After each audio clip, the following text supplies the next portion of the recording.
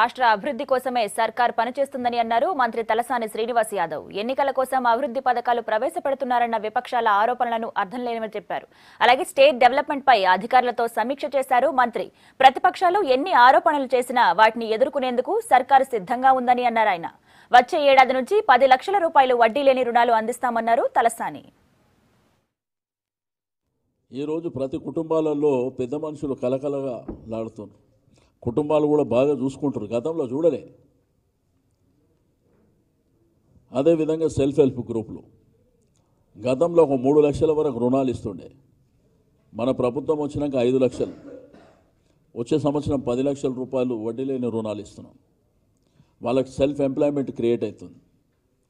ఆర్థికంగా పరిపుష్టి పెరగడానికి కార్యక్రమాలు ఉపయోగపడుతున్నాయి. రెండోది, ఈరోజు హాస్పిటల్ మనకు రకరకాల రోగాలు వస్తున్నాయి. ఈరోజు సమాజంలో క్యాన్సరు, లేకపోతే ఓపెన్ హార్ట్ సర్జరీ ఇటువంటి చేయాలంటే ఆర్థికంగా చాలా ఇబ్బంది పడుతున్నారు. చాలా ఖర్చుతో కూడుకున్నటువంటి వైద్యం.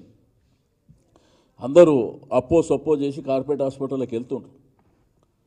కానీ ముఖ్యమంత్రి గారి ఆలోచన కార్పొరేట్ హాస్పిటల్ల కంటే ధీటుగా ఉండాలని గాంధీ, ఉస్మానియా, నీలోఫర్, నిమ్స్ హాస్పిటల్ రీసెంట్గా 31 వెంటిలేటర్స్ గాంధీ హాస్పిటల్లో పెట్టిండ్రు. డయాలసిస్ ఎక్విప్మెంట్ కూడా నిమ్స్ హాస్పిటల్లో పెట్టిండ్రు. గుండె మార్పిడి దేశంలోనే చరిత్రలో ఫస్ట్ టైం.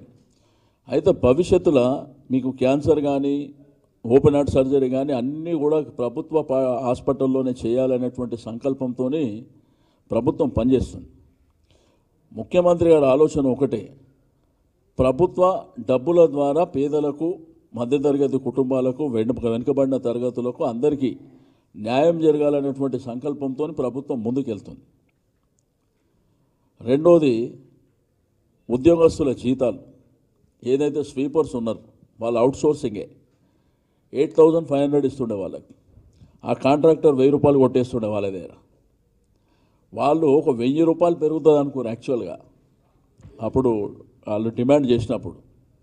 కానీ 4,200 పెంచారు. ఇప్పుడు అవుట్సోర్సింగ్ వాళ్ళని అందరినీ రెగ్యులరైజ్ చేస్తున్నాం. గవర్నమెంట్లో వివిధ డిపార్ట్మెంట్లో ఉన్న వాళ్ళని కాంట్రాక్ట్ లేబర్ల జీతాలు కూడా పెంచింది. రెండోది, ఆర్టీసీ ఎంప్లాయీస్ 43 ఫిట్మెంట్ అంటే 44 ఇచ్చింది. రెండోది, వాళ్ళకు ఉద్యోగ భద్రత. ఇంతకుముందు ఆర్టీసీ ఉంటుందా, వైండప్ అవుతుందా అనేటువంటి నుంచి ఈరోజు గట్టెక్కిపోయింది. ఎందుకంటే హైదరాబాద్ మున్సిపల్ కార్పొరేషన్కి టైఅప్ చేశారు. రెండోది, హైదరాబాద్ విశ్వనగరం జరగాలంటే అన్ని అభివృద్ధి జరగాలి. నీకు డ్రైనేజ్ సిస్టమ్ కానీ, మీకు ఎలక్ట్రిసిటీ కానీ, వాటర్ లైన్స్ కానీ, రోడ్స్ కానీ. అందుకే పెరిగిన ట్రాఫిక్ రద్దీ 25,000 కోట్లు స్పెండ్ చేస్తారు. స్కైవేస్ కానీ, మల్టీలేయర్స్ కానీ, ఫ్లైఓవర్స్ కానీ నిర్మాణం జరగాలనేటువంటిది. అంటే ఒక సంవత్సరం 18 మాసాలల్లో 19 మాసాలల్లో ఇన్ని కార్యక్రమాలు తీసుకుంది. ఏదో ఎలక్షన్లు వస్తున్నాయి, ఎలక్షన్లో గెలవాలనేటువంటి కాన్సెప్ట్ ప్రభుత్వానికి లేదు.